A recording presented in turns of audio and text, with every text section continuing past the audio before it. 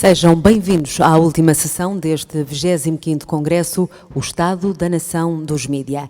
A abertura deste painel será feita pelo Presidente da Entidade Reguladora para a Comunicação Social, Carlos Magno, que convido desde já para subir ao palco.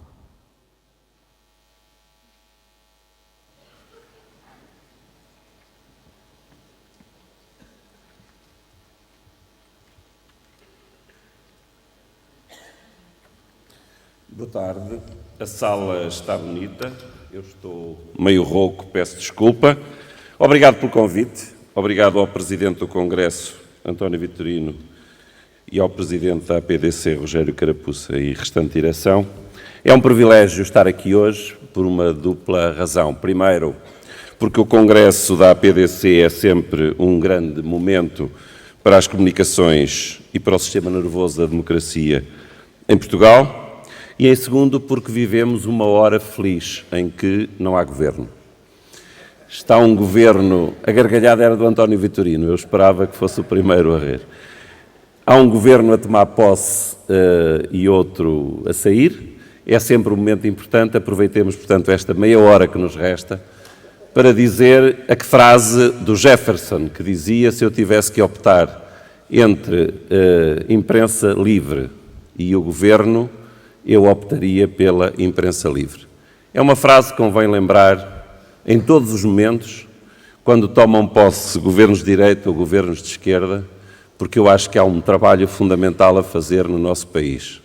Grandes exercícios de tolerância, habituar-nos à democracia, habituar-nos ao respeito pelo espaço editorial, e isso nem sempre é fácil, depende da posição em que nos encontramos.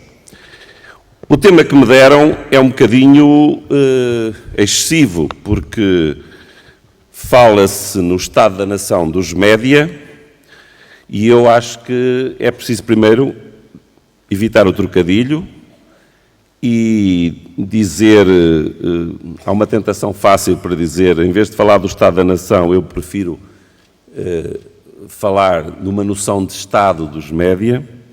Ou então fugir-me ali uma letra e, em vez de Estado, escrever Estalo e quase cair na tentação de dizer que a nação está a estalar. Ou seja, vivemos momentos dramáticos. Eu há 3 anos fui muito criticado por dizer que o setor dos média precisava de um plano Marshall em Portugal e era preciso olhar para isto como quem olha para o mercado, como quem olha para uma indústria, e que era preciso, fundamentalmente, operadores do setor. Como sabem, isto não está fácil. Na minha tomada de posse, enquanto Presidente do Conselho Regulador, eu apelei à confiança no setor e disse que não queria uma ERC interventiva, mas queria uma ERC certificadora. Ou seja, para mim, o futuro da regulação passa por 2 coisas. Defender a liberdade de expressão a todo custo, defender os cidadãos nos seus direitos individuais do abuso dos média naturalmente, embora para isso a ERC não deva ser um tribunal, mas por outro lado, o papel da ERC deve ser delimitar o que é espaço editorial e, sobretudo, fazer com que o espaço editorial seja separado dos outros poderes, seja gerido pelos jornalistas, que é quem deve ter responsabilidade no espaço editorial, e fazer com que os outros poderes, o poder político, o poder económico, o poder judiciário, respeitem o poder editorial. A neutralidade da net e a liberdade dos conteúdos deve ser um princípio universal, e eu prometo que não digo mais triviais banalidades nas 5, 10 minutos em que vou usar do vosso tempo, porque a seguir vem quem está no terreno, os operadores de televisão, que conhecem bem o setor, sabem as dificuldades que têm, e vamos ter também um estudo a explicar um bocadinho como é que está o setor. Eu direi, por isso, 2 coisas muito genéricas, mas que convém repetir nestes momentos. Primeiro, não se pode falar do futuro com linguagem do passado. Os profetas no passado, e quando falo dos profetas não falo do Nostradamus, mas falo do Júlio Verne e de outras pessoas que escreveram sobre o futuro, usaram uma linguagem que estava disponível naquela época. Quando o Júlio Verne diz que o homem vai à Lua num canhão dentro de uma bala, ele não lhe podia chamar nave espacial, e o canhão era a arma que existia na época com potencial, eventualmente, para lançar um homem na Lua. Quando ele diz que línguas de fogo eram cuspidas de Londres para Paris, ele está a dizer que mísseis podiam atingir uma cidade a partir de outra. Mas os profetas, destes a que eu me refiro, sempre tiveram dificuldade em falar com a linguagem do futuro. Eles pensavam o futuro, mas tinham dificuldade em falar com a linguagem do futuro. Para quem, como eu, é fascinado pela filosofia da linguagem, eu acho que nós temos muitos limites na linguagem atual para falar do que vai ser o futuro deste setor. E depois temos outro problema. Temos excesso de economia e falta de filosofia. Eu sei que grande parte dos gestores não pensa como eu, deixem-me por isso dizer-lhes uma frase simples. É preciso pensar digital, o futuro é digital, é preciso pensar a filosofia digital. O nosso cérebro online, ou os nossos cérebros online, ou os nossos computadores, ou os nossos PDAs ligados, ou nós em rede, somos diferentes das bolhas de autismo que muitas vezes construímos nas empresas, nas sociedades e nos sítios onde tomamos decisões. Também lhes queria dizer outra coisa. O pensamento analógico crónico do legislador pode levar a legislação medieval, ou pode levar à legislação medieval, ou se quiserem a um certo, eu vou dizer em francês sem traduzir e traduzam para português como quiserem, droit de regard, modernaço, que impede a neutralidade da rede e a liberdade dos conteúdos. Eu acho que é preciso perceber que passou a bolha mediática, passou uma certa efervescência digital e nós agora temos que acertar naquilo que eu chamaria, depois de uma idade dos média, o renascimento digital. A tecnologia é como a natureza. Quando a violentamos, ela revolta-se.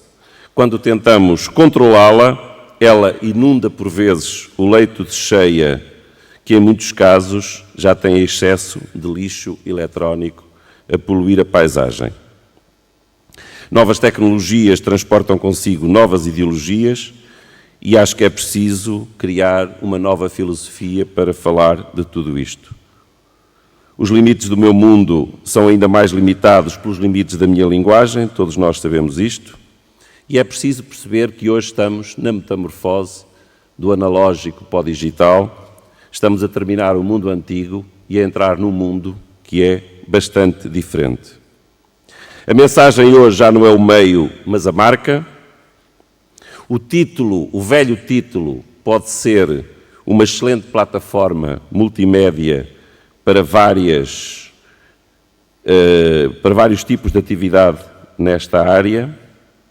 E eu acho que em vez dos 5 minutos anti-orleanos de fama, nós passaremos a falar dos 5 megabytes de fama que cada um pode ter. Estou-vos a dizer isto porque acho que é preciso iniciar este debate com uma nova linguagem. É preciso perceber que na geografia da atualidade o mundo mudou, sobretudo graças a uma nova relação que a comunicação permite estabelecer e que faz com que o tempo e o espaço se tenham alterado completamente. Porque é que eu vos estou a dizer isto, que todos conhecem, todos sabem, estão fartos de ouvir repetir estas mesmas coisas? Porque a velocidade a que nós vamos na comunicação impediu, muitas vezes, uma certa falta de profundidade temporal. A informação que hoje estamos a produzir é, se calhar, excessivamente rápida, excessivamente superficial, e eu acho que os conteúdos do futuro vão pedir alguma densidade ou alguma profundidade temporal.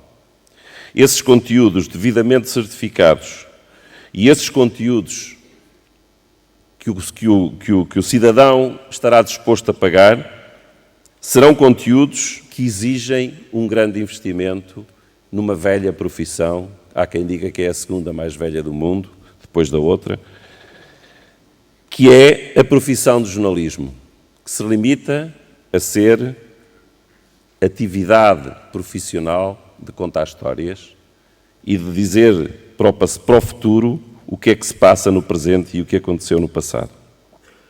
Eu digo isto porque é preciso que não nos iludamos. O jornalismo é uma atividade profissional. O jornalismo de cidadão não passa de uma piedosa intenção. O jornalismo está regulado como atividade profissional há umas centenas de anos, há mais de uma centena de anos, e é preciso voltar a esses velhos conceitos, sob pena de nós estarmos a arrebentar com as empresas que investem no jornalismo e a transformar a profissão numa atividade desqualificada. Como costuma dizer o meu amigo Luís Marques, que está algures aí pela plateia, nós hoje vivemos um movimento pendular preocupante. Por um lado temos a profissionalização das fontes e por outro temos a proletarização dos jornalistas. Este movimento está a esmagar o espaço editorial. Compete-nos a nós todos defender o espaço editorial. Eu vou deixar todas as outras discussões para quem tem que gerir, vou deixar todas as outras discussões para quem tem que olhar para o sistema e permitir que a democracia tenha o seu sistema nervoso, que é o sistema comunicacional, mas deixem-me apenas meter aqui uma pequena sugestão, muito simples.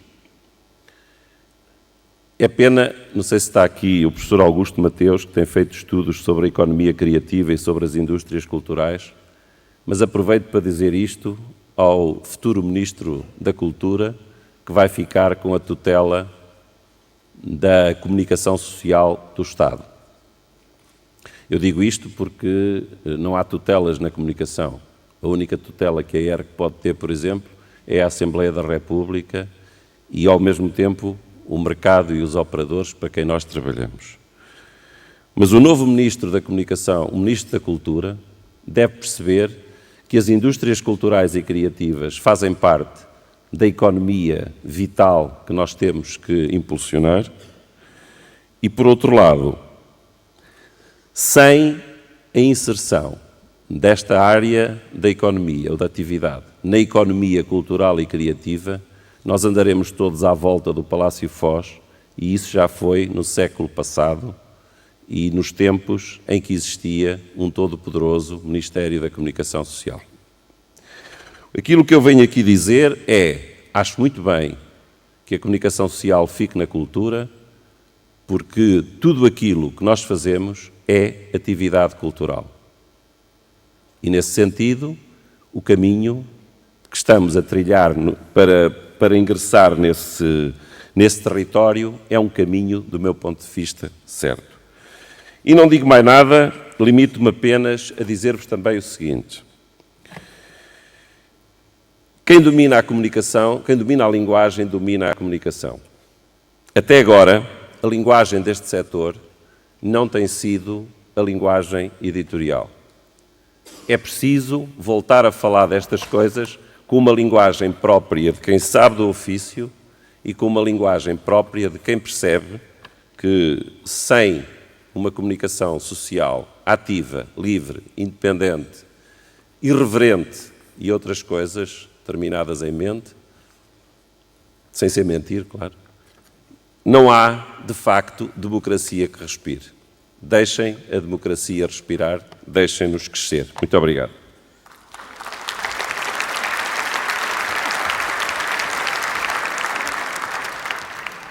Convidamos agora os oradores a ocuparem os seus lugares no palco. O novo mundo digital está a alterar os modelos de negócio dos mídia e a colocar-lhes desafios permanentes. Vamos ver como estão os principais grupos de mídia nacionais a responder a esta nova realidade.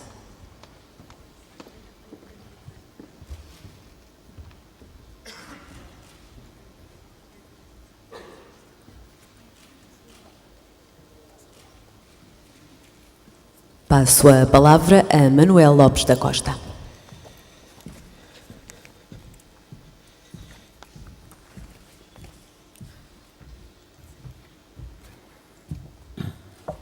Boa tarde a todos. Em primeiro lugar, não podia deixar de agradecer ao Sr. Presidente do Congresso, Dr. António Vitorino, e ao Sr. Presidente da APDC, Professor Rogério Carapuça, pelo amável convite que me voltaram a fazer, é a terceira vez consecutiva, o terceiro ano consecutivo, para poder estar aqui, e é um prazer e um privilégio poder moderar este debate junto dos presidentes, ou alguns dos presidentes, dos grupos mídia nacionais. Nós, na PwC, fazemos todos os anos um estudo mundial em torno dos mídia. Em vez de vos apresentar o estudo tal como ele está, que são várias páginas e que vocês podem consultar, e pedir para consultar, preferi retirar do estudo as partes importantes e, com esse conjunto de informação, tentar dar algumas ideias para resolver um desafio que eu acredito que estes senhores têm pela frente neste momento. O nosso mundo está a mudar, tem vindo a mudar e vai continuar a mudar.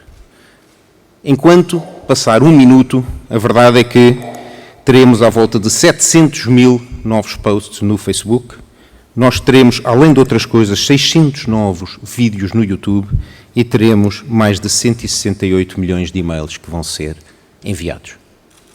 Isto é completamente diferente de quando eu andava na faculdade, e bem sei que já sou velho, nasci em 1900 e menininho, mas é completamente diferente, claramente, quando eu era miúdo.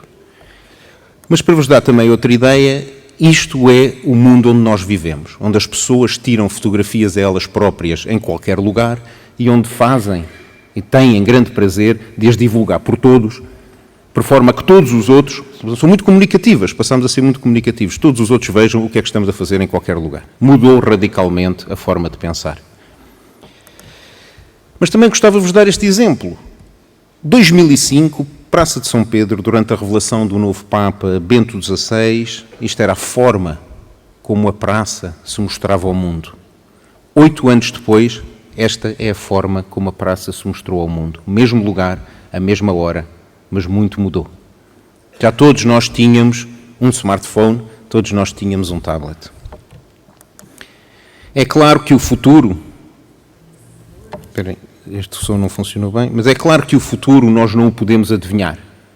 Mas, obviamente, há ideias que acreditamos que vão existir num futuro muito próximo. Eu gostaria de partilhar convosco este vídeo. Technology is helping us lead more efficient lives.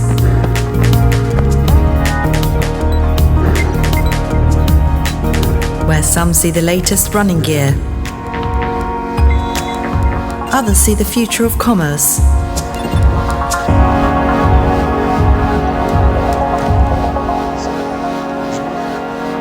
The world is exploding with potential. The world is in beta.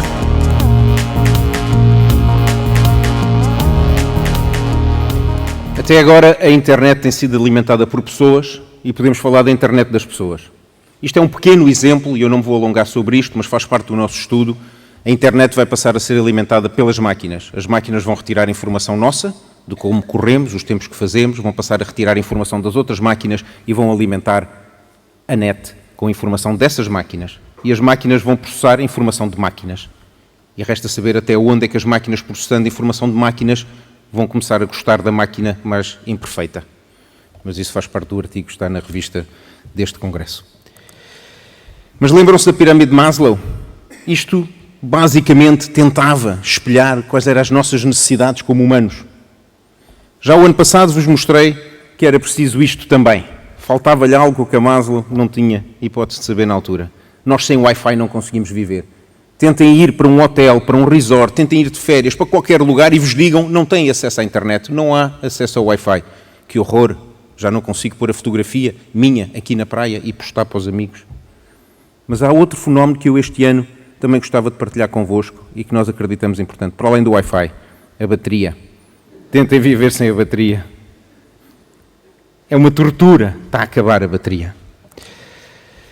E isto tudo gera uma pressão grande naquilo que chamamos as free-to-air, as FTAs. Há várias pressões que as free-to-air estão a ter hoje em dia e eu gostava só de referir 2 ou 3 aspectos que eu acho que são cruciais. As free-to-air são quem produz conteúdo em língua nacional, na sua grande maioria.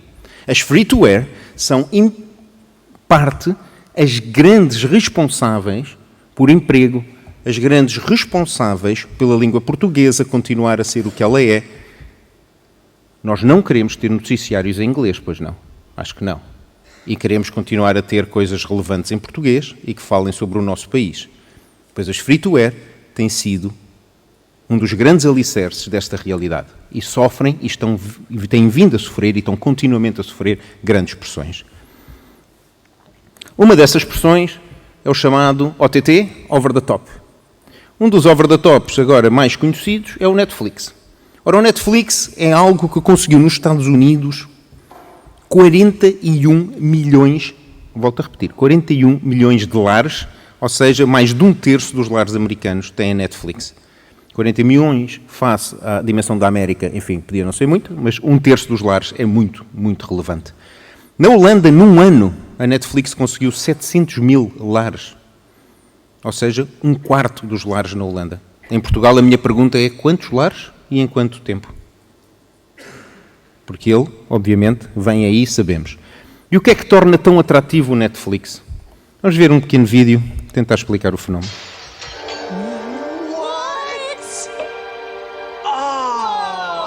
I cannot believe that just happened. This was going to be our thing. What are you We made a doing? pact. You watched ahead. No?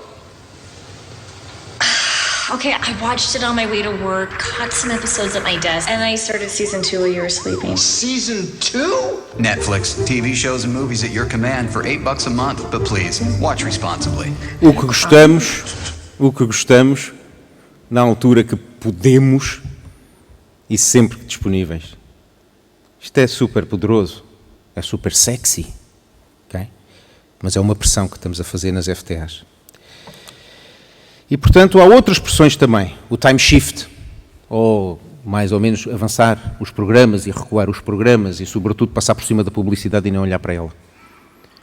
Isto foi uma feature que foi introduzida pelas plataformas, que é das plataformas, porque ao princípio era para se distinguirem umas das outras, como fator diferenciador. Vocês recordam-se que não havia time shift e, portanto, houve uma das plataformas que, pela tecnologia, já ontem, um dos membros do painel do Estado da Nação das Telecomunicações disse que nós sempre nos diferenciámos pela tecnologia, introduziu o time shift.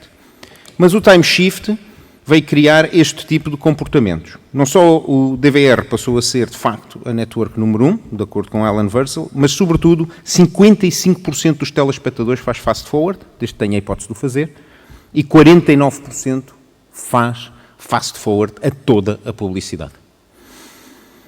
Ora, se o modelo de negócio era ter uma grelha, e uma grelha alinhada a cada hora o seu programa, e entre programas ter o chamado prime time para eu poder vender prime time publicitário, tudo aquilo que tivemos a ver até agora põe em causa este modelo de negócio. Mas volto a referir, os conteúdos alguém tem que os fazer e, portanto, eles têm que ser financiados. Mas, basicamente, hoje, o que vivemos é que prime time é em qualquer hora. Nós não distinguimos, efetivamente, e nem damos muita importância a estar a ver o telejornal das 8 às 10 da noite. Estar a ver qualquer programa, exceto os desportivos e em direto, que aconteceu a uma determinada hora, vê-lo muito mais tarde. Isso para nós não é importante, nós até achamos isso natural. E vemos. E, portanto, basicamente, o que temos vindo a verificar é que o tempo de assistência agregado de TV, e não de conteúdos, de TV, tem vindo a descer dramaticamente. Ou seja, que desde os 2 anos até aos 54, a rapaziada não está em frente à TV. São os dados do nosso estudo. E isto tem impacto porquê? Porque o target dos nossos anunciantes está exatamente entre os 2 e os 54. Bem, sei que há targets próprios para pessoas da minha idade, mas o target principal está entre 2 e 54. Ok? E ora, se assim é, isto vai causar uma pressão enorme, porque os anunciantes tendem a ver que é aqui que querem estar. E aos poucos vão deixar os locais tradicionais onde anunciavam. E é mais uma pressão que se cria. E, portanto, nós tentamos combater esse flagelo e estamos a ver como é que, de alguma forma, tentamos combater, muitas vezes com programas de entretenimento, montes deles, tentando que isso seja algo que faça com que as pessoas estejam online, real time na televisão, e outros programas, como sejam os programas de futebol. Relativamente a estes, devo dizer que há 8 programas de futebol todas as semanas, repetitivos, relativamente a futebol. E a concorrência entre eles leva a situações bastante caricatas, como eu vos gostaria também de mostrar. Você sabe. Peraí, você pode falar ou não? Ei, caludinha. Deixa esse garoto, pá. Você sabe lá o que é que sabe. Você sabe lá o que é que sabe. Olha que há muitos chubacas, pá. Você sabe lá. Há muitos chubacas. Você sabe lá o quê? Ó Zé Pina, sempre sabe. Veja lá, sente só o quê? Deixa lá quietinho aí. Você não é garotice esta hora. Você é garotice. Isto é o canal Panda. É garotice, Isto não é o canal Panda. É o Panda. Isto não é o Panda. É o Panda, é. Eu devo de facto achar isto engraçado, mas se pensar na nossa sociedade, enfim, nem vou comentar. E a questão principal, então, é o que fazer? Estamos nós à beira do abismo ou estamos nós, de facto, a olhar para uma solução? E existe essa solução. E somos capazes de encontrar essa solução e somos capazes de ver as coisas diferentes, somos capazes de arranjar outra forma de fazer. Nós, na PwC Digital, gostamos de pensar em disrupção. Disruptivos. E vou fazer convosco um pequeno exercício. E quem teve a amabilidade de ter uma dessas pastinhas que ofereciam, devem ter aí papel e caneta, e eu vou-vos pedir para ligarem estes pontos todos com 4 segmentos de reta sem levantar a caneta do papel. Tentem ligar estes pontos todos sem levantar a caneta do papel. Mas vou fazer convosco. Ora, vejamos. 1, 2, 3, 4. Ups, ficou do meio. Então tem que ser pela diagonal. Claro. É óbvio. O Manel. 1, 2, 3, 4. Ups, ficou do lado. Manel. Então tem que ser nas 2 diagonais, é óbvio. Então vamos lá. 1, 2, 3, 4. Pior a emenda que o soneto. Ficaram 2 de fora. Então temos que pensar de forma disruptiva. Temos que pensar diferente para o mesmo negócio. Então vamos lá. Pensar de forma disruptiva. 1, 2, 3 e 4. Conseguimos, de facto, uma solução para um problema que parecia complicado. Ok? E, portanto, temos que ter, para arranjar uma solução credível, que levar em atenção as realidades. E a realidade é que as pessoas estão agarradas a estes aparelhos. E a realidade é que em Portugal cerca de 3/4 dos utilizadores adultos utilizam outro dispositivo quando veem televisão e acreditam que eu faço o mesmo. Se aparecer a cidade de Katmandu, eu vou ver, eu vou tentar perceber melhor o que é Katmandu, quantos habitantes tem. Se aparecer, por exemplo, um automóvel muito engraçado, eu vou tentar pesquisar esse automóvel na internet ao mesmo tempo que está a aparecer o automóvel no filme. Isto acontece. Enfim, pode ser que só aconteça comigo, mas não acredito, que eu já fiz uma pesquisa e estes 3/4 não sou só eu, porque eu não sou 3/4 da utilização de adultos portugueses. Portanto, então, o que é que podemos fazer? Então, podemos olhar para a evolução que têm tido as televisões ao longo dos tempos.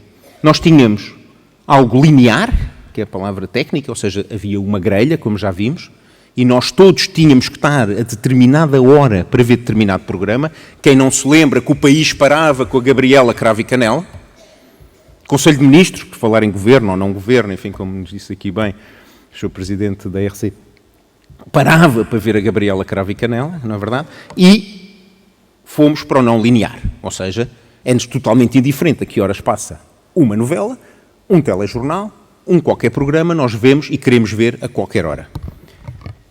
Na nossa ótica, uma ideia, e volto a referir que isto é uma ideia, é voltar do não linear para o linear.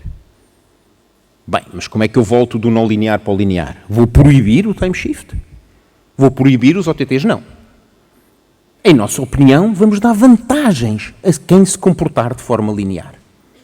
E como é que eu vou dar vantagens a quem se comportar de forma linear? Apostando na interação device com televisão. E como é que isso vai ser? Bom, vai ser que o programa está a dar na televisão, eu tenho o meu device e ao mesmo tempo eu consigo perceber que sal é aquele, que ingrediente é aquele, em que loja eu posso comprar, como é que eu posso interagir para fazer exatamente a receita do Jamie Oliver. E quando eu tentar ver este programa fora de horas, o que é que vai acontecer? Não tem interação. É muito menos engraçado. Eu posso ver, mas é muito menos engraçado. Só é engraçado enquanto ele for interativo. Por exemplo, outra ideia é nós termos a publicidade a correr e durante a publicidade, para tentar que as pessoas vejam publicidade, fazer jogos. Neste caso o Bender, que vocês conhecem, aqueles que são mais tecnológicos, ver quantos Benders estão a aparecer no ecrã. Mas pode-se fazer imensas coisas. Pode-se sobretudo fazer com que seja engraçado, fun, ver publicidade. Isto é disruptivo, mas se calhar é engraçado. Se calhar as pessoas estão dispostas a jogar estes jogos. Só para vos dar uma ideia de coisas que já existem, também gostava de partilhar este pequeno vídeo.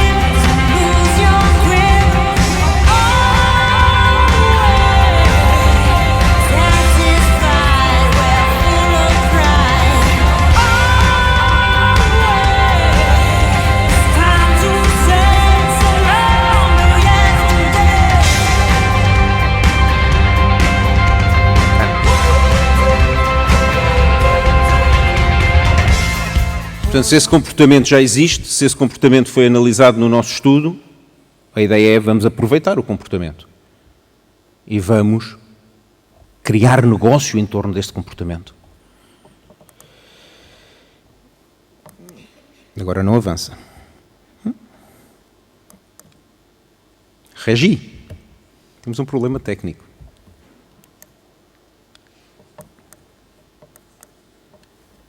Eu estou a avançar. Ninguém me consegue avançar isto, mas eu concluo então. Mas eu gostava que avançasse a apresentação, não sei se vocês conseguem. Ok. Mas basicamente, eu vou concluir, mesmo sem os slides, que eu não necessito. Nós até hoje temos assistido às plataformas através da sua inovação tecnológica terem tecnologia que de alguma forma veio afetar o equilíbrio que havia entre as FTAs e as próprias plataformas. O time shift deixámos-los às plataformas e ficou desequilibrado. E a nossa pergunta e o nosso desafio é o second screen, a quem o vamos deixar? Às plataformas? Ou vai voltar aos canais de televisão e vamos fazer com isso algo de relevante e que permita equilibrar o desequilíbrio existente? Obrigado.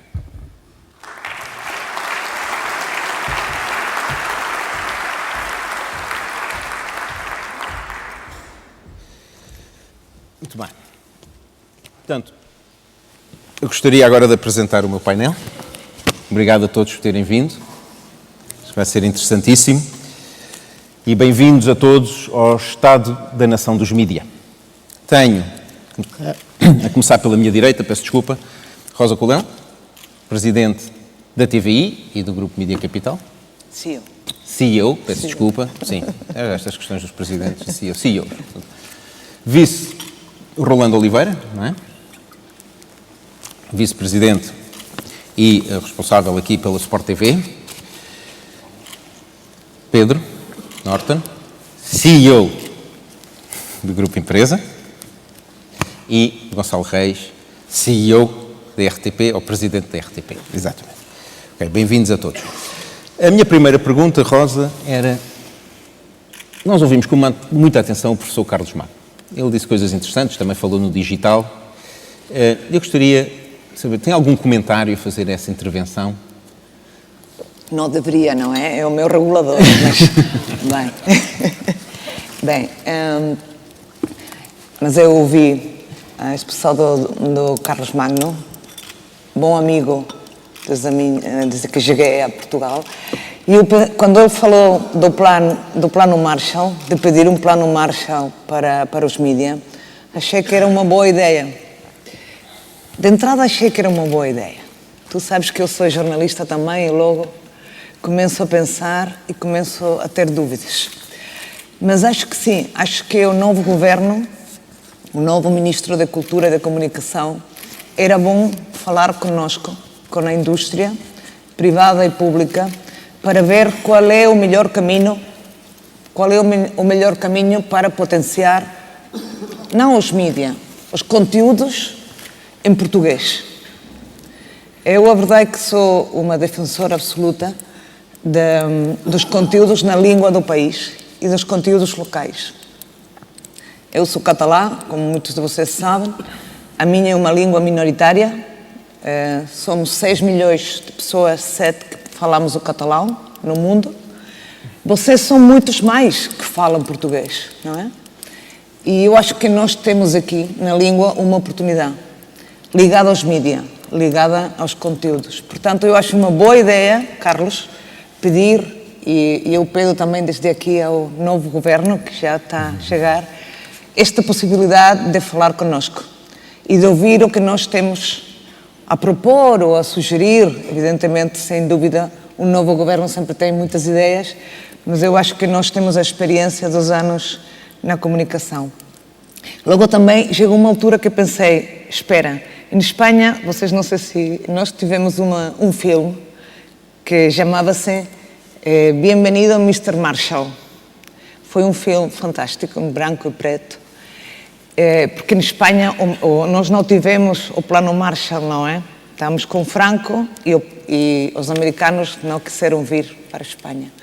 E então um grande diretor espanhol da altura fez este filme, que era numa aldeia em Espanha, no centro de Espanha, onde diziam que ia chegar o presidente da América e o Mr. Marshall com todo o dinheiro para ajudar a Espanha.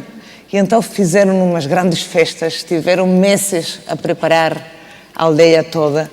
E o dia que passavam os carros de Mr. Marshall e dos americanos, não pararam na aldeia, passaram às corridas e foram para outra aldeia, para a cidade, para Madrid, imagino que para Madrid, não é?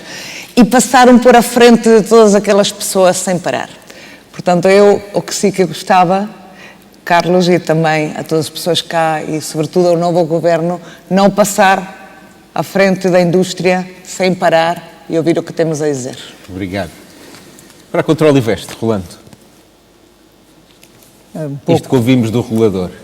Pouco como diz a Rosa, também não fica bem comentar, mas falava o Sr. Presidente da ERC, Carlos Magno, falava do excesso de economia versus uma linguagem nova que tem que ser editorial, que não tem sido.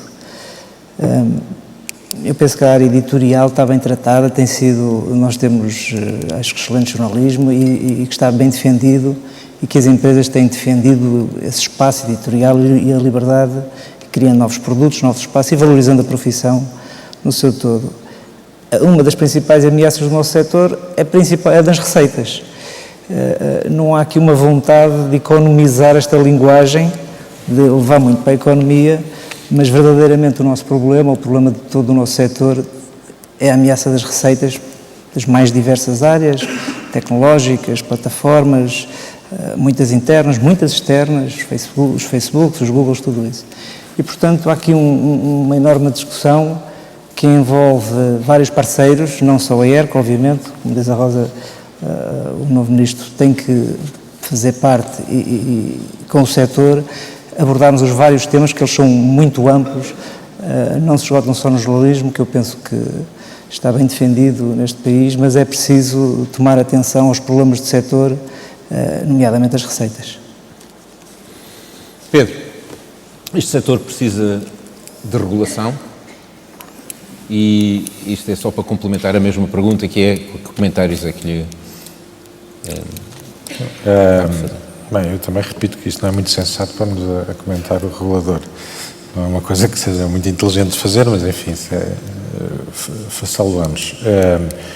O Carlos Magno falou aqui, lembrou aqui, porque esta ideia do Plano Marshall, que eu lembro-me que ele enunciou logo no princípio do mandato, e acho que fez bem em lembrá-la aqui, não tanto porque eu adoro a expressão, desde logo porque não me sinto bombardeado, nem...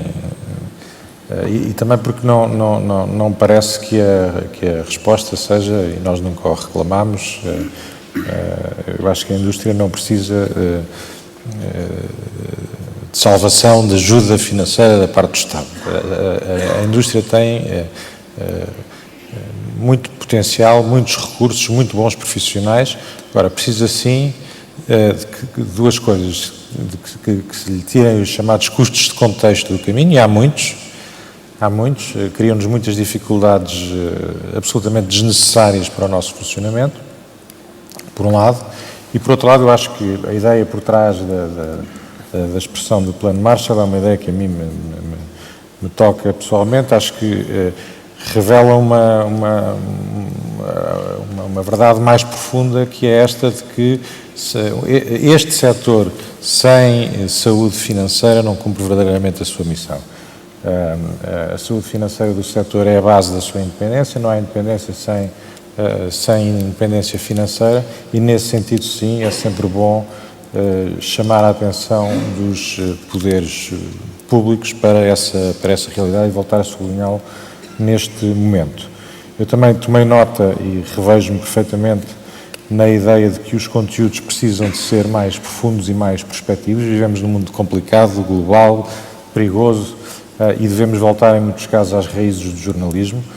Se nós pensarmos que se estamos iludidos sobre a ideia de que as redes sociais são uma alternativa ao jornalismo, eu sugiro-vos que vão ver o que para lá se passa, sobre o que para lá se diz sobre o governo, a falta de governo, a alternativa ao governo, os atentados em Paris, e ficam rapidamente esclarecidos sobre a falta que o jornalismo faz. Acho que nós precisamos de uma cidadania ativa, mas precisamos, acima de tudo, de uma cidadania informadamente ativa.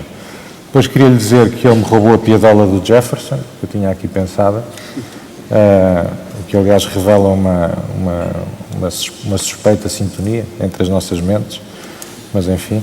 E por fim, gostei da ideia do sublinhado sobre o Ministério da Cultura tutelar da Comunicação Social, mas na verdade, gostava era que houvesse um Ministério da Liberdade a tutelar a comunicação social. Gonçalo, obviamente o último é mais complicado, pode sempre dizer que faz suas as palavras dos seus antecessores, mas enfim, mas eu gostava não só, além de comentasse, que me dissesse, na sua ótica, precisamos de mais regulação ou menos regulação? Ou deixar as coisas acontecerem? Muito obrigado. Eu gosto sempre de ouvir o Presidente da ERC e, sobretudo, gosto de ouvir o Carlos Magno com o seu humor. Eu acho que o Carlos Magno tocou nos temas clássicos da regulação, seja de tolerância, de pluralismo, e acho que a intervenção, mais ou menos regulação, acho que também não se pode dizer assim em termos genéricos, ou seja, acho que a intervenção da ERC tem sido muito equilibrada. Achei interessante este tema não só do Plano Marshall, ou seja, o ponto de partida, que vivemos tempos difíceis ou tempos de encruzilhada para o setor, e acho que vale a pena que seja o próprio regulador a sublinhar isso. Acho que no tema na época do Plano Marshall não era só uma questão de colocar os recursos, era uma questão de uma certa união de vontades, e acho que vale a pena falar nisso. Também gostei de ouvir o Carlos Magno falar nos temas do digital, e aqui só uma pequena provocação para o Manel Lopes da Costa, que não é a apresentação do Manel, mas aqui a certa altura dizia que a transição para o online é um flagelo. Eu acho que não é um flagelo, é uma realidade, são as coisas como são as liberdades de escolhas, e portanto nós temos é que nos adaptar e tirar partido até, mas eu acho que não devemos encarar as coisas como um flagelo. Ainda sobre a ERC, eu acho que o Carlos Magno, como os bons presidentes das entidades reguladoras, faz mais do que anuncia. Eu tenho 2 exemplos recentes, um em conjunto, em que vi isso, e acho que vale a pena sempre sublinhar, no tema da intervenção recente sobre o tema dos free-to-air, que seguramente se falará. Eu acho que, estavam os operadores em conjunto, acho que vale sempre a pena sublinhar isso, e houve muita receptividade do Presidente da ERC, da direção da ERC, em relação à importância dos canais free-to-air e, portanto, da importância para o setor, para os conteúdos, para a língua portuguesa, e vale a pena sublinhar.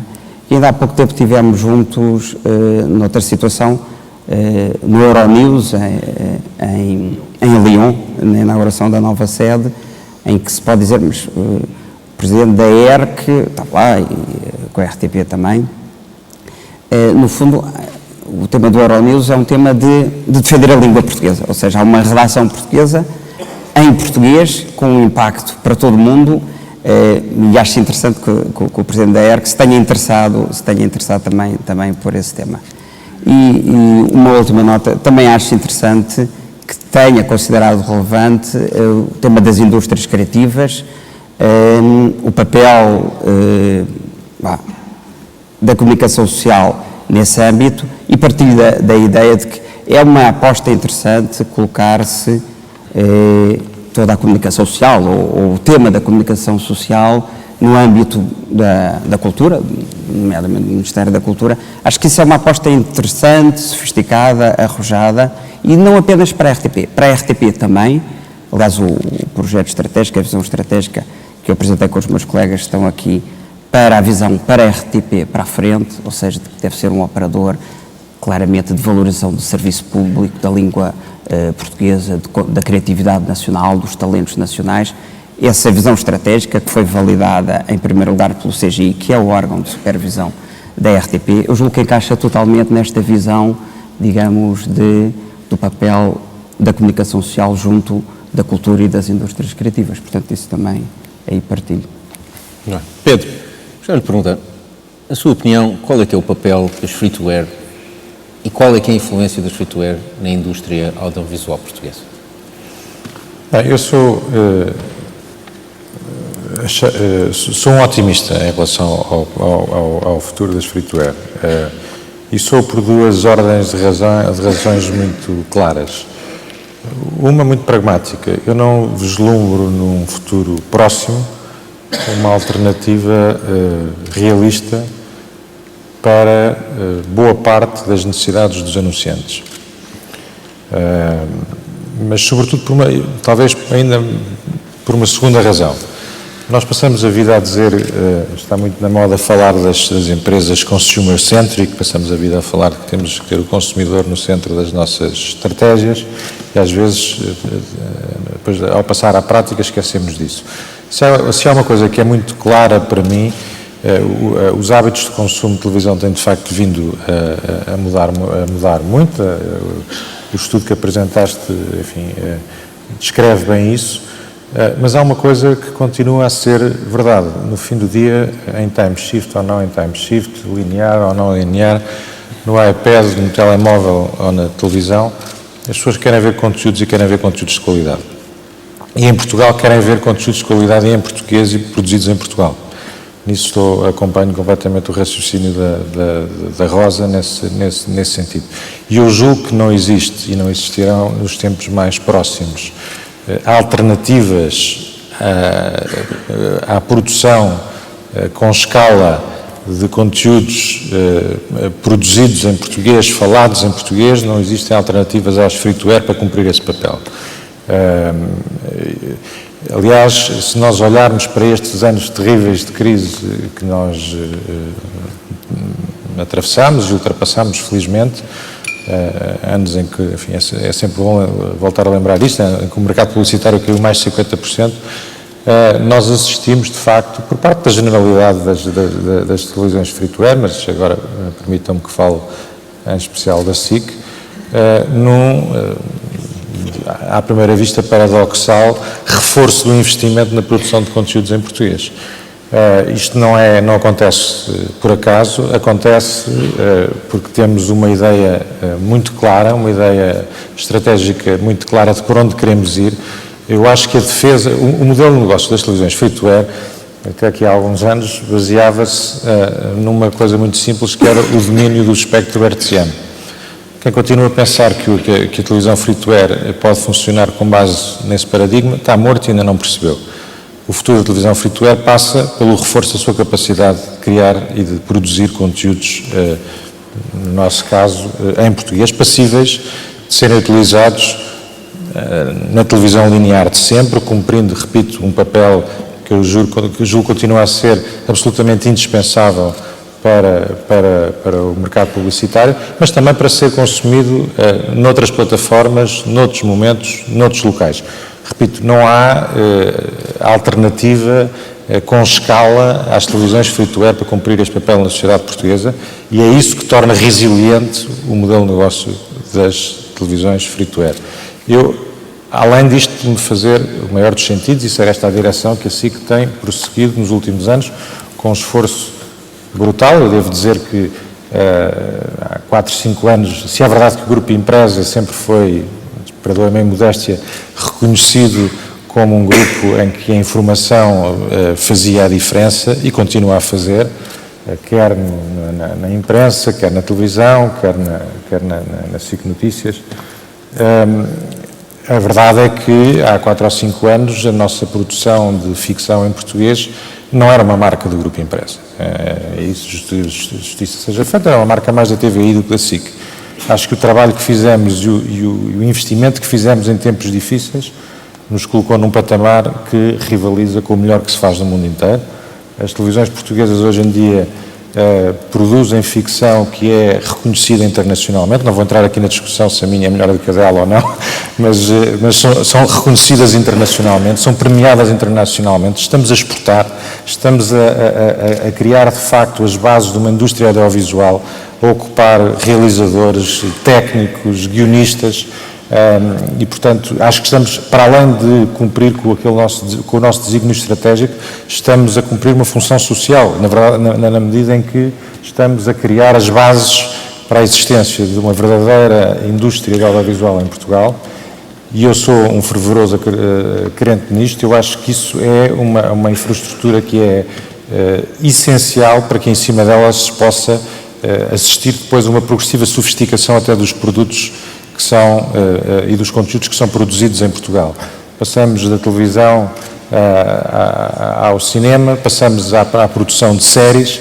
Nós olhamos um bocadinho pelo mundo todo. Eu acho que julgo que ano passado falámos aqui um bocadinho nisto e citei o exemplo do Brasil. Para quem gosta de cinema e se interessa minimamente por cinema, e agora vou dizer uma coisa um bocadinho provocatória, olha para o mapa mundo e Portugal, a cinematografia portuguesa não existe. Pode fingir que existe, mas não existe. A cinematografia brasileira tem um lugar no mundo. E tem um lugar no mundo porque cresceu em cima de uma indústria audiovisual pujante, que ela, por sua vez, assente, no caso brasileiro, muito na Globo, hoje já nem tanto. Mas, portanto, eu acho que nós estamos a criar, com esta aposta em conteúdos em português, não só as bases da resiliência do nosso modelo de negócio, como uma indústria que dará frutos e permitirá que nós vamos sofisticando os nossos produtos e que eles possam ser depois distribuídos e adaptados às novas formas que os públicos exigem de os consumir. Gonçalo, qual é que é o papel da RTP como free-to-air e a sua influência também na indústria audiovisual? E não deixei de notar que o Pedro falou entre ele e a Rosa, não mencionou, portanto, não sei se está a investir da mesma forma, se fazem parte da mesma liga ou se faz parte de uma liga diferente. Muita verdade. Muita verdade. Já era uma senhora, não é? Exato, e fizeste muito bem. E fizeste muito bem. O free-to-air free-to-air é estruturante para o setor, e depois já lá vou, para a RTP também. Dito isso, a oferta da RTP vive com o free-to-air e com outras componentes que já falo que são absolutamente estruturadas, ou seja, a RTP não... RTP1, RTP2 são fundamentais, mas a RTP só faz sentido também com rádio, com os canais temáticos, com os canais internacionais, com o digital. Portanto, nós vemos isso de maneira desapegada. E a riqueza da RTP está exatamente nessa diversidade. Aliás, nós, ainda esta semana, avançámos, por exemplo, com uma promoção em antena diária, em que todos os dias, no nosso canal free-to-air, recomendamos também opções, na 1, recomendamos na RTP2, na 3, na Memória e até na rádio. Ou seja, se nós tivéssemos uma visão também reducionista só de defender o free-to-air, não estaríamos a fazer isto. A riqueza da RTP é global. Dito isso, os canais free-to-air, não só para a RTP, mas para o setor, e aí concordo completamente, são absolutamente estruturais. Ou seja, só há uma indústria audiovisual se houver canais free-to-air fortes. E só há produção nacional se houver canais free-to-air fortes. E só há um país civilizado se houver uma indústria audiovisual forte. Não há nenhum país civilizado do mundo em que não tenha canais fortes, em que não tenha uma indústria de televisão cinematográfica relevante. Não existe isso.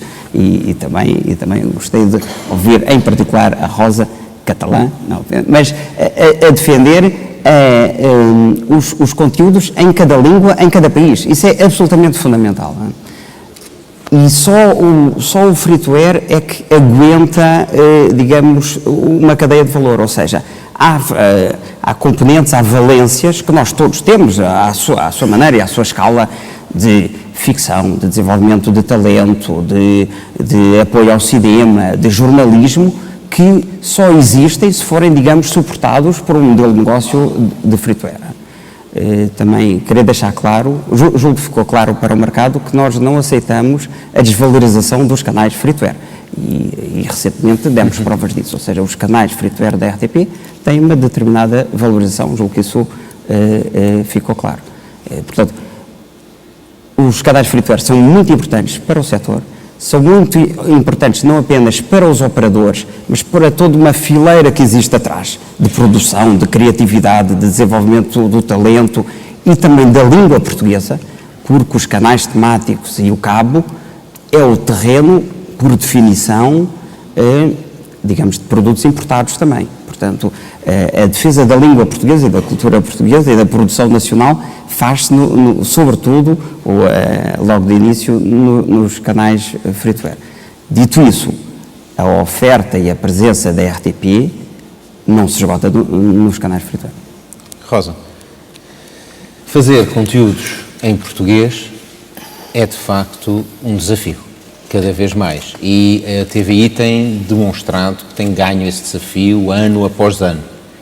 De certeza que não é por altruísmo, é uma empresa que tem acionistas, mas vamos continuar a ter esses magníficos programas em conteúdo em português, isso faz parte da estratégia e isso contribui de que forma, de facto, para a indústria audiovisual portuguesa?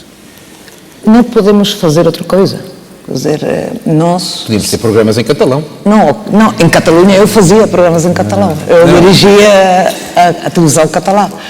E tínhamos grande sucesso, quer dizer, éramos líderes por acima dos grandes canais espanhóis, porque a língua é muito importante e porque o conteúdo local é muito importante. A gente precisa ver o mundo desde o seu país e desde a sua língua. Tu não podes ver o teu país, não podes olhar para a cultura desde os olhos de um americano ou desde os olhos de um russo, porque temos outros olhos. E as pessoas continuam a olhar para nós, para os canais destes senhores, também para os canais da Sport TV, porque o conteúdo que nós estamos a entregar-lhes é conteúdo local, feito cá, com talentos deste país, e nós compreendemos o que a gente quer. Porque este senhor compra também e põe direitos dos jogos que são feitos cá, não é? E analisa a realidade desde Portugal, mesmo no futebol. Eu realmente acho que temos que continuar nessa linha. Numa anterior reunião que esteve cá, ouvi falar da morte, como tantas vezes já ouvi, dos generalistas, dos free-to-air. Eu vou dizer-lhes, na TVI, há 15 anos que somos líderes, não é? No prime time. Temos 1.100 pessoas a trabalhar. Produzimos miles de horas de informação, temos 150 atores e atrizes a trabalhar para as nossas produções todos os anos, todo o tempo, quer dizer que trabalham muitas mais. É por isso que conseguimos a liderança. E eu acho que foi o Pedro a dizer, não é? Mas neste momento eu não acredito numa campanha de uma marca sem televisão free-to-air. Como é que vai chegar às pessoas? E também não acredito nas eleições sem informação do free-to-air. Quem vai fazer a informação das próximas eleições? Não vai ser Bloomberg, não é? Vamos ser nós. E vamos nós ter que convidar os políticos portugueses e perguntá-los. Portanto, eu acho que nós não estamos mortos e há outra coisa que eu acho que é uma confusão um pouco ridícula. Nós temos que enviar os nossos conteúdos por distintos canais. Vamos fazer. Só precisamos não morrer na praia antes de fazer a reestruturação tecnológica. Isso é verdade. Como dizia também o Ronaldo anteriormente, precisamos ter publicidade, precisamos vender conteúdos para poder fazer a renovação tecnológica. A partir dali, nós o que temos que fazer é enviar os nossos conteúdos por o telemóvel, por o iPad. Isso é fácil. É só transmissão. Nós o que sabemos fazer e o que queremos fazer é conteúdos locais. E conteúdos locais que consigam viajar, não é? Mas eu acho que não estamos mortos. O 67, 68% do share do prime time neste país está na generalista e quase o 60% do all day está na generalista. Ou nos canais que são dos generalistas. Os nossos canais de notícias e os outros canais. Portanto, eu acho que dizer agora que a televisão está morta é absurdo. Pode ser que temos que melhorar, temos que fazer imensas renovações. Mortos não estamos, desculpem. Ok. Rolando, os canais da Control Invest televisivos não são free-to-air. São quase, podíamos dizer, OTTs. Mas, no entanto, têm produção nacional. E têm conteúdos nacionais e investem em alguns conteúdos nacionais. Acha que isso tem sido reconhecido? Primeiro, nós não somos OTTs. Não. Estamos muito ligados com os operadores, não somos OTTs, não é uma forma, devemos lá chegar a essa conversa, porventura também interessante, mas não somos. Eu, sobre os FTAs, eu segundo tudo, obviamente, que meus colegas aqui de painel estão a dizer, só reforçando talvez a questão, o FTA, a noção de FTA está a mudar. O Pedro falava a mudança de paradigma, inicialmente isto começou a ser apenas no espectro, uma definição de espectro radiofónico e depois, hoje em dia, já está em múltiplas plataformas, portanto, hoje a menor parte já está no espectro, já está noutras plataformas. Isto tem vindo a mudar. Hoje em dia, a parte do poder, todos estão a dizer, e obviamente é esse o centro dos FTAs, a escala, a capacidade de meios de produção em Portugal. Os 4 operadores, incluo-me nesse aspecto do ponto de vista do local, representamos a esmagadora maioria de meios de produção em Portugal e da produção de conteúdos em português. Na contratação dos profissionais todos que trabalham nesta área. Portanto, eu acho que só há um desafio, há um paradigma, o paradigma do FTA talvez esteja a mudar, muito pelos hábitos de consumo. A televisão apenas hoje, a televisão linear apenas ainda é líder com mais de 54 anos, um dado também vinha aqui no estudo da Price, mas os jovens, 25 para baixo, o primeiro meio deles é o social media. E, portanto, o paradigma está a mudar, este paradigma tem que ser acompanhado pelos meios de comunicação audiovisual, televisões atuais, essencialmente alicerçados nas marcas, com conteúdos de qualidade, e aqui repetindo porque reforço, com conteúdos de qualidade, com conteúdos locais, com linhas editoriais definidas, percebidas pelo público e apreciadas, é isso que os faz ver estes meios e, obviamente, com a capacidade de investimento e com os meios que nós temos. É preciso pensar baseado nestes pilares, porque este paradigma dos FTAs vai mudar, está a mudar, a própria palavra em si encerra uma definição com décadas na sua nascença. Ok. Ontem, no Estado da Nação das Telecomunicações, foi dito pelos 3 presidentes responsáveis pelas plataformas, portanto, das telecomunicadoras, alguns aspectos relevantes que eu penso que importa agora aqui abordar, e eu vou citar. Paulo Neves da PT de Portugal, disse: estamos a apostar nos conteúdos, admito ficar com todos os conteúdos, queremos os melhores conteúdos para os nossos clientes. Miguel Almeida, da NOS, relembrou que 80% dos portugueses têm acesso a TV paga, que isso só é possível porque os operadores asseguram o equilíbrio gerador de valor, que a diferenciação entre conteúdos em Portugal é marginal, mas se o mesmo for posto em causa pela Altice, a Altice está a quebrar esse equilíbrio e que vão agir em conformidade. E Mário Vaz, da Vodafone, relembrou que tem havido conteúdos de acesso universal e nunca foi pelo conteúdo que tem havido concorrência. Mudar a estratégia agora é mudar as regras do jogo. Ou são reguladas ou deverão ter reação imediata. As exclusividades não são boas dado o tamanho do nosso mercado, que não seja pelo conteúdo que se vai obter competitividade da infraestrutura, ou seja, da plataforma. Oh, Rosa, que equilíbrio é este? Difícil. É um equilíbrio difícil. O que é que me têm a comentar sobre isto? Porque eles falaram de vocês. Conteúdos são vocês, quem produz conteúdos são vocês, quem tem os conteúdos são vocês. Só somos nós que produzimos, alguém mais também, não é? Sim, alguém também mais também mas há muitos conteúdos que vai comprar lá fora, mas os conteúdos... eu acho que nós produzimos mais, não é? Eu estive a olhar, na TVI nós produzimos, aqui em Portugal, o 92% da nossa grelha.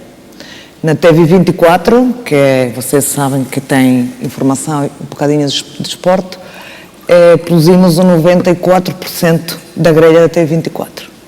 Na TV Ficção, é produção toda feita cá. Ninguém faz isso fora da free-to-air ou dos grupos que têm televisão generalista. O resto produzem muito pouco.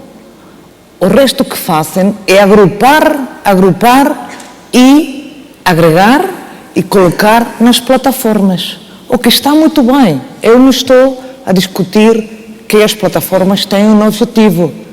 E aqui foram feitos muitos investimentos nas plataformas que eu acho que foram muito bons, não é? Em banda ampla, quer dizer, aqui vocês têm plataformas importantes. Mas é verdade que temos que encontrar um equilíbrio entre as plataformas e as televisões free-to-air. Porque se não é assim, vamos todos viver tempos complicados, e onde vamos produzir menos e onde vai sofrer a informação. E eu acho que isso é grave, não é? Eu acho que nós neste momento temos nas plataformas, todos nós, canais de informação plurais de grande qualidade, independentes de grande qualidade, mas nós dependemos das plataformas para ter estes canais lá. Eles podem decidir amanhã, vão embora. Então o que é que fazemos? Ficamos com os canais de informação internacionais. E mas pode ser, porque este é um país onde 84% das casas têm plataforma. E o free-to-air tem só os nossos canais, não é? Ponto. Eu acho que aqui é por isso que é importante, como falava o regulador, não o regulador, o meu amigo Carlos, é importante conseguir um equilíbrio nisso. Temos que conseguir um equilíbrio entre plataformas e free-to-airs para que o espectador português consiga ter informação de qualidade independente e plural, entretenimento bom e ficção feita cá. Precisamos esse pacto de não agressão, de viver conjuntamente, não é? Eu acho que é muito importante nesta altura. Rolando, eu comecei a ficar preocupado com estas afirmações. Comecei a pensar, então, mas se eu agora quiser continuar a usufruir da minha querida Sport TV, vou ter que comprar uma plataforma específica? Não por nós. Mas está a acontecer? Eles estão a exigir isso? Não conversa. A Sport TV, obviamente, trabalha numa área com os conteúdos esportivos muito suscetível à questão das exclusividades. Sempre trabalhamos, desde a sua fundação, desde 98, a Sport TV sempre... Mas até agora ela está disponível em qualquer plataforma. Sempre fizemos um esforço desde a fundação em ter o acesso ao conteúdo de uma forma não exclusiva de plataforma e em condições de igualdade com todas as plataformas. É um objetivo que pretendemos perseguir e manter. Portanto, eu estou de acordo, o que estava aqui a dizer, as frases que estava aqui a dizer, a certa altura dizia o Mário Vaz, que dizia que o mercado não tem dimensão. É verdade. Poucos são os mercados nesta área que têm dimensão para ter exclusivos. Para ter conteúdos exclusivos em plataformas exclusivas. Há poucos conteúdos através dessa Europa que tenham verdadeiramente exclusivos e mesmo esses que não tenham acesso de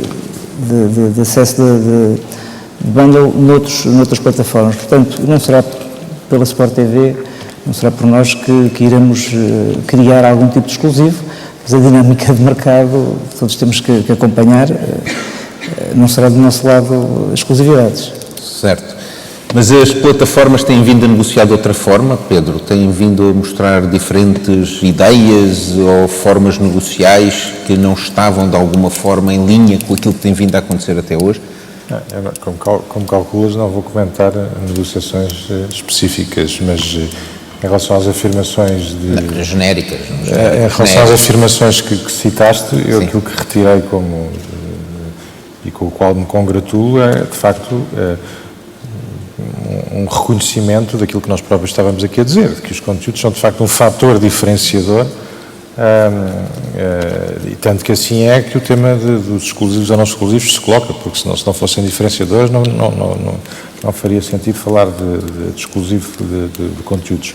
Isto dito, eu também partilho da ideia que é importante pugnar por um equilíbrio saudável. Eu quando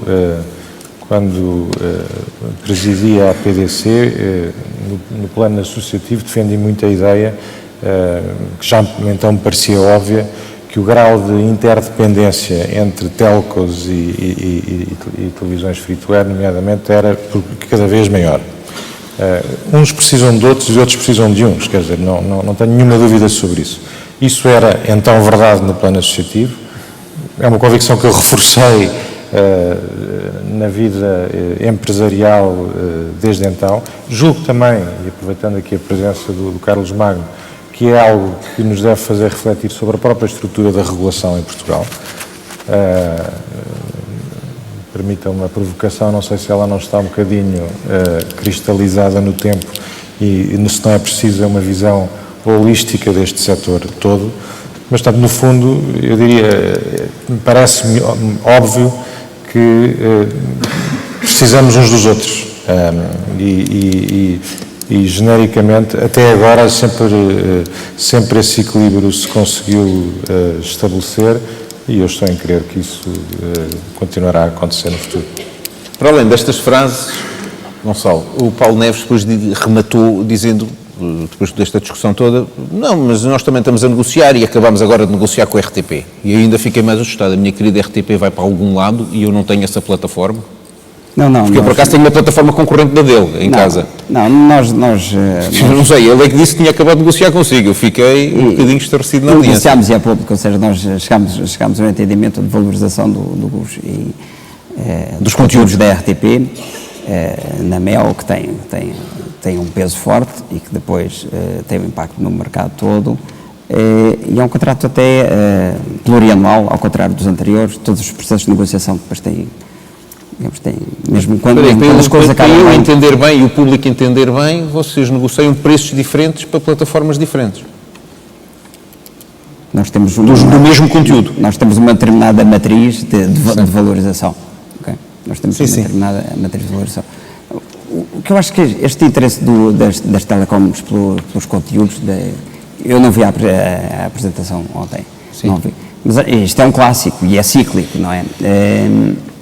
E acho que é sempre interessante, ou seja, isto demonstra que as empresas de telecomunicações reconhecem que há um valor em fazer conteúdos e há um saber fazer que é difícil de disputar rapidamente. E, portanto, tipicamente, ou se associam, ou contratam, ou chegam a comprar. Eu acho que o que vale a pena a referir é... Bom, as nossas ambições são um bocadinho mais comedidas, não é? As telecom normalmente interessam-se pelos conteúdos, mas nós não vamos adquirir nada em termos de telecom. Basta-nos negociar acordos aceitáveis. Eu acho que isto é óbvio pelos hábitos. A semana passada teve cá o Facebook e o Instagram e basicamente eles também disseram basicamente as mesmas coisas, ou seja, as pessoas antes comunicavam por voz, depois SMS, depois fotografia e cada vez mais vídeo, comunicar ou postar ou o que seja. E portanto as telecom têm esses dados e sabem que o vídeo é cada vez mais importante e portanto daí esse interesse, que é cíclico. Tá bem, eu entendo, mas agora uma pergunta para todos e depois podem responder pela ordem que desejarem, senão eu começo pela Rosa, mas podem eventualmente... Eu, muito sinceramente, vejo com muita dificuldade haver uma plataforma que esteja disponível para o público que não tenha nenhuma das free-to-air portuguesas. Ou seja, não tem RTP, não tem TVI, não tem SIC, isto da ordem não interessa, não tem nenhuma. E, portanto, vocês é que são os produtores do conteúdo. E, pelo que entendo, cada uma das plataformas anda a negociar esse conteúdo. E provavelmente a fazer valer a sua força e provavelmente tem preços diferentes para o conteúdo que é o mesmo. E eu pergunto, não devia ser ao contrário? Este conteúdo vale isto. Se o senhor quer, quer. Se o senhor não quer, o problema está com o senhor que não vai vender tão bem. Eu não percebo. Mas se calhar sou eu, não tenho que ser um perito na matéria. Eu não tenho dúvida nenhuma que em casa não costumo ficar sentado a olhar para a fibra. É, não é? Não costumo. A fibra sozinha lá não é bonita. Não costumo. Quer dizer, é azulinha, mas não... Rosa. E vocês não conseguem juntar-se os três e fazer uma plataforma? Eu vou ser expulso da APDC, mas pronto. Eu acho que não temos neste momento a capacidade para investir para fazer uma plataforma, mas evidentemente poderíamos ter uma plataforma em algum MOOCs com conteúdos diretamente das operadoras, mas isso depende da legislação, não é? Isso não depende de nós, depende da legislação do país, não é? Há países onde os grandes grupos têm 5, 6 canais no free-to-air e vendem em pacote os canais, tanto os públicos como os privados, não é? Isso acontece em Espanha, acontece em Itália e não acontece em outros, depende do modelo. Isso é o modelo que os países definem, não é? Neste país, o modelo definido foi outro. Foi um modelo que dá muito poder e muita importância às plataformas, não é? E por isso que chegamos a esta situação onde a penetração é 84%. Certo? Não nenhum outro país na Europa tem esta penetração. Da TV paga, sim. Da TV paga. Isso não tem por que ser mau. Sempre que as regras que de alguma forma arrumam no mercado sejam pactadas entre todos, não é? E não sejam regras contra a produção nacional, não é? Eu acho bem as plataformas ter 200 canais. Olha, é bom. As pessoas podem escolher e escolhem lá. A realidade é que 60% das pessoas, quando vão para o prime time, escolhem canais free-to-air ou canais dos nossos grupos. Portanto, a minha resposta, eu acho muito difícil qualquer destas plataformas não ter um acordo com a SIC, com a RTP ou com a TVI. Sport TV é outra coisa. Sport TV tem futebol. Sim, mas pelos vistos também não estão a querer negociar exclusividade com a Sport TV. Não podem permitir-se não ter o jogo do Benfica e do Sporting. Desculpa. Mas isso não é do Sport TV, impossível. Há aí um jogo que já não tem. Eu acho que isso não pode permitir-se isso em nenhuma plataforma. Gonçalo, vocês têm a faca e o queijo na mão, não é? Com certeza, ou seja... E você ainda tem uma arma um bocadinho mais poderosa. Acha que sim? Que é a TDT, quer dizer, se aborrecem muito, você manda a RTP toda para a TDT... não, desculpa lá. Não, eu acho que é impensável, mas também julgo que não está em cenário nenhum alguma das plataformas que cabe não ter os canais. Portanto, agora, cada um tem os seus canais. Tivemos uma situação em comum que acho que pelo menos foi iniciada e bem em comum, e até com a intervenção do regulador, o tema dos free-to-air, e depois cada um tem as suas métricas e cada um tem os seus acordos. Aliás, os acordos todos fasados também no tempo. Também não faz sentido criar aqui um modelo soviético em que todos nós negociamos tudo uma frente comum. Isso, não é assim que funciona. Não era disso. Agora, aquilo que diz em relação à TDT, realmente há essa oportunidade.